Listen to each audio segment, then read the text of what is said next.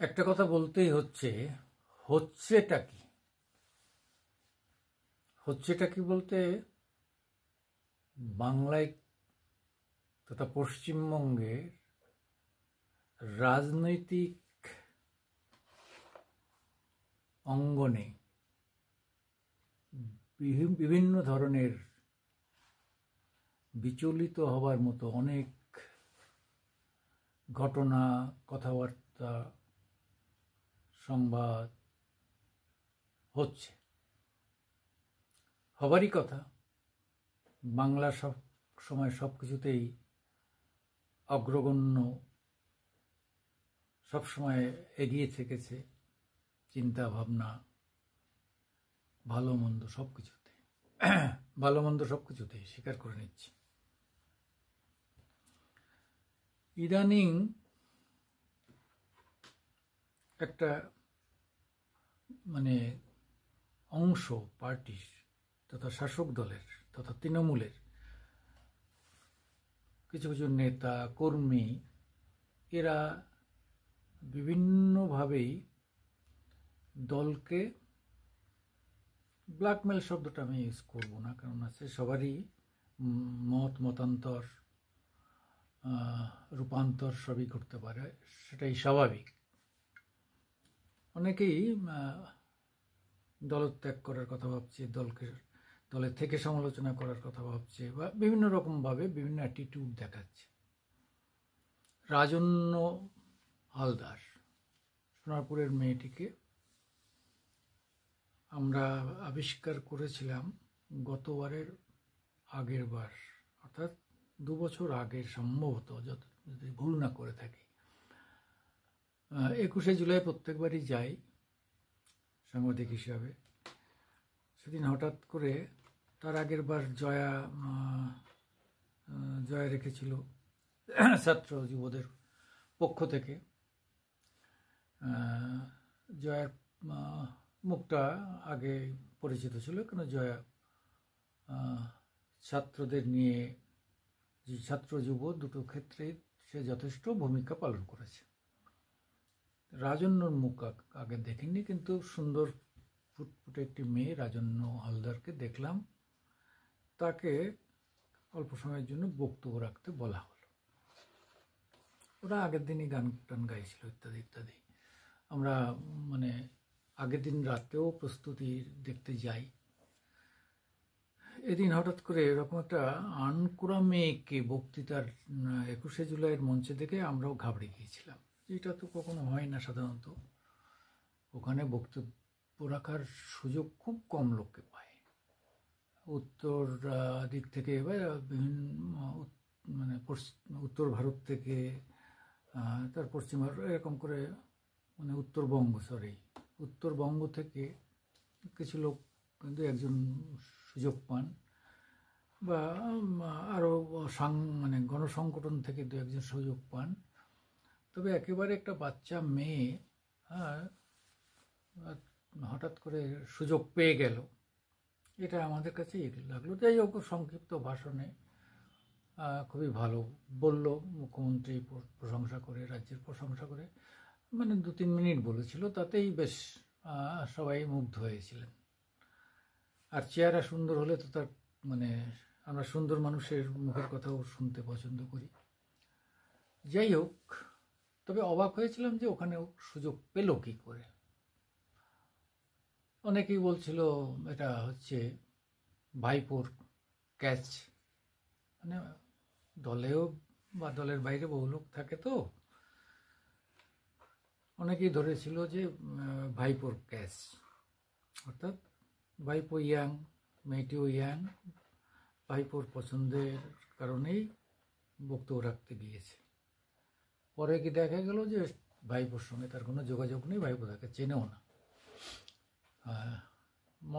মমতা ব্যানার্জি বলেছিলেন, ওকে সুযোগ দিয়েছিলেন। ওই যে সুযোগ পাওয়ার পরে বেশ একটা দুর্দান্ত জায়গায় পৌঁছে গেল স্বাভাবিকভাবেই। একটা গ্রামের বলতে গেলে জেলার একটি মেয়ে, তাও আমাদের কলকাতার পাশের জেলার একটি মেয়ে এরকমভাবে একটা সুযোগ পেয়েছে এবং ভালো করে বক্তৃতাটাও শেষ করেছে সাহসের সঙ্গে, তার জন্যে সবাই বাহবা দিয়েছে। তারপরে তাকে নিয়ে অনেক রকম চিন্তাভাবনা হয়েছে। আস্তে আস্তে আস্তে আস্তে রাজন্য হালদার অনেকটা পিছনের সারিতে চলে গেল, এবং এখনও সেই পিছনের সারিতে মানে আছে বলতে মানে কয়েকদিন আগ পর্যন্ত মানে তার খোঁজ পাওয়া যাচ্ছিল না, বা তাকে নিয়ে কোনো উচ্চ বাচ্চা ছিল না। কিন্তু হঠাৎ করে দেখা গেল যে এবার নির্বাচন সামনে, আর 10 মাস আছে। তার আগেই অনেকেই বেসুরো গাইতে শুরু করেছেন, অনেকেই অনেকভাবেই। আর এই মেয়েটিও আবার এই সুযোগটাকে কাজে লাগিয়ে সে সামনের সারিতে আসলো কিভাবে? ওই মনোজ, আপনার কসবা কাণ্ডে মনোজিৎ, এই মনোজিৎ শর্মা টর্মা এদের নিয়ে যে সমস্ত মানে মহিলাদের কলেজ ক্যাম্পাসে বা তাদের হোস্টেলে বা বিভিন্ন জায়গায় যৌন হ্যারাসমেন্ট হয়, এটা কোনো নতুন ঘটনা নয়। এটা যে এই যুগে হচ্ছে তা নয়, এটা মানে বহুকাল ধরে চলে আসছে। মাঝে মাঝে এসব নিয়ে আগেও সমালোচনা হয়েছে, কিন্তু এতটা ব্যাপক হয়নি যতটা এই কসবা কাণ্ড নিয়ে হয়েছে। এবং সেটা হওয়ারও একটা পিছনে কারণ হচ্ছে, যেহেতু দলটার বয়স, সরকারটার বয়স আলটিমেটলি 2011 থেকে 14 বছর ধরুন, 14-15 বছর। ফলে অ্যান্টি ইনকামবেন্সির কারণে দলের মধ্যেও অনেকের স্বাদ পূরণ হয়েছে, অনেকের হয়নি। এর জন্যে পরশ্রীকাতরতা আছে, হিংসা, বিদ্বেষ, ঈর্ষা সব কিছুই আছে। সেই সব থেকে জাত যে সমস্ত বিভিন্ন রকম সমস্যা, সেই সমস্যাগুলো চলে আসছে সোশ্যাল মিডিয়ার মারফত একদম জনমানুষের সামনে। আগে তো সোশ্যাল মিডিয়া ছিল না, আগে এতটা সুযোগ ছিল না। বড় কাগজগুলো বললেই যে খবর করতো তা তো নয়, তারা অনেকটা ভেবে চিন্তে কাজ করত। ফলে এখন তো সোশ্যাল মিডিয়াতে সব চলে আসছে, সেইভাবেই রাজন হালদারের খবরটা চলে আসে। সে কি দলে থাকবে, না নতুন দল করবে, না বিজেপিতে যাবে, এসব নিয়ে অনেক রকম কথাবার্তা হয়। যেমন কয়েকদিন আগে আমরা দেখছিলাম যে দিলীপ ঘোষকে নিয়েও জল্পনা হচ্ছিল যে 21শে জুলাই দিলীপ ঘোষ তৃণমূলে জয়েন করবে। কিন্তু আমি আরেকটা ইউটিউবে আমার 3-4 দিন আগে আমার একটা ইন্টারভিউ হচ্ছিল, সেখানে আমি বলেছিলাম যে দিলীপ ঘোষ দলত্যাগ করবেন না। তার দুঃখের কথা বলতেই পারেন, সে নিয়ে খুব দুঃখ হতেই পারে, কিন্তু দলত্যাগ করবেন না। কিন্তু সেটাই কিন্তু সত্য হলো। রাজন্য হালদার এরা বিজেপিতে যাবেন কি যাবেন না, গেলে বিজেপিতে যাবেন। ওই নতুন দল করো, আমরা তোমরা হ্যানত্যান, এসবের কোনো ভ্যালু নেই। করলে মানে দলত্যাগ করলে বিজেপিতে যাবেন, না হলে এখানেই থাকবে। অথবা এই কাওয়াজ করার পিছনে তার কিছু যুক্তি আছে, যে সে হয়তো একটা বিধায়ক পদ বা কোনো একটা জায়গায় দাঁড়াতে চাইছে। কারণ লাভলি মৈত্র বহিরাগত, বাইরের থেকে গিয়ে ওখানে তিনি সোনারপুরে দাঁড়িয়েছেন এবং যথেষ্ট সোনারপুরে ভালো কাজ করেছেন বলে অনেকের দাবি। এবং সোনারপুরের একটা ভালো যোগাযোগ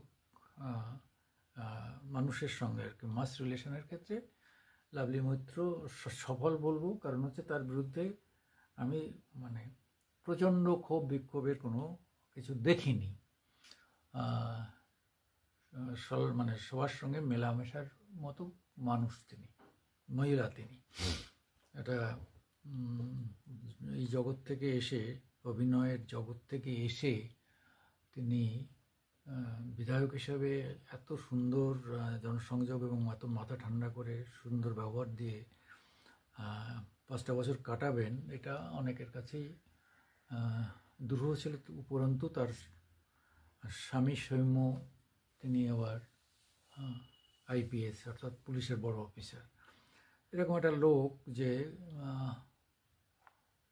মানে এত শান্তভাবে সবার সঙ্গে মিলেমিশে থাকতে পারবে, এটা অনেকের কাছে মানে বিয়ন্ড দ্য ইমাজিনেশন ছিল।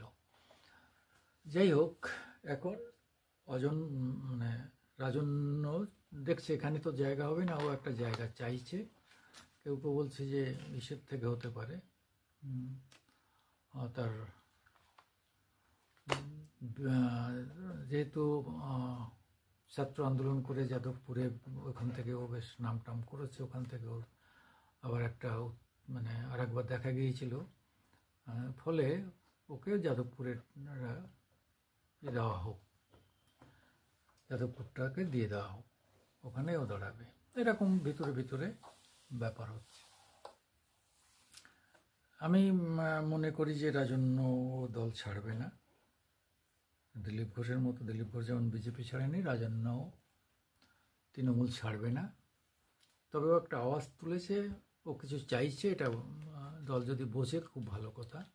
চাইতেই পারে, সারা জীবন কেউ অন্যের ইসে চলবে এমন তো নয়, সারা জীবন সেটা হয় না। সবাই কিছু লোক করে খাবে আর কিছু লোক দিয়ে যাবে, এটাও হয় না। আমার মনে হয় যে বহু নতুন মুখ আনা উচিত, পুরনোদের সরিয়ে দিয়ে, যারা 3-4টে টার্ম বা 2-এর অধিক টার্ম এমএলএ আছেন। আমার ব্যক্তিগত অভিমত যে তাদের সরিয়ে নতুন মুখ আনা উচিত, নতুনদের দায়িত্ব দেওয়া উচিত। কিন্তু যেহেতু এটা 4র্থ টার্ম, এখন দল কাউকে কি অসন্তুষ্ট করতে পারবে?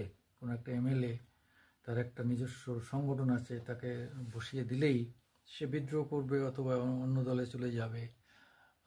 সেই চাপ এই দলকে 4র্থবারের জন্য নিতে পারবে কি পারবে না, সেটা নিয়ে একটা মানে চিন্তাভাবনা চলছে, চিন্তাভাবনা করাও উচিত বলে আমার মনে হয়। আবার এটাও মনে হয় যে যদি পরিবর্তন না হয় তাতেও কিন্তু সুবিধা হবে না, তাতেও কিন্তু ওই বিধায়কের বাইরের যে লোকগুলো, তারা কিন্তু মনে প্রকাশ্যে বিদ্রোহ করবে না, ভিতরের থেকে বিদ্রোহ করবে এবং বুঝতে দেবে না ভোটের দিন ভোটটা অন্যত্র দিয়ে চলে আসতে পারে। তাতে এই সরকারের 4র্থবার বিজয়ের ক্ষেত্রে অনেক বাধা বিপত্তি আসতে পারে, এরকম একটা আশঙ্কা কিন্তু করা যায়। যাই হোক, আমি এ ব্যাপারে এটুকু বলতে পারি যে আগামী দিন যথেষ্ট কঠিন হয়ে যাচ্ছে দলের পক্ষে, শাসক দলের পক্ষে। আমি সুকুমার দেবনাথ, আপনাদের সামনে আমার বক্তব্য রাখলাম। আপনাদের পছন্দ হলে আপনারা একটু লাইক দেবেন, সাপোর্ট করবেন, ক্রিটিসিজমও করতে পারেন। নমস্কার।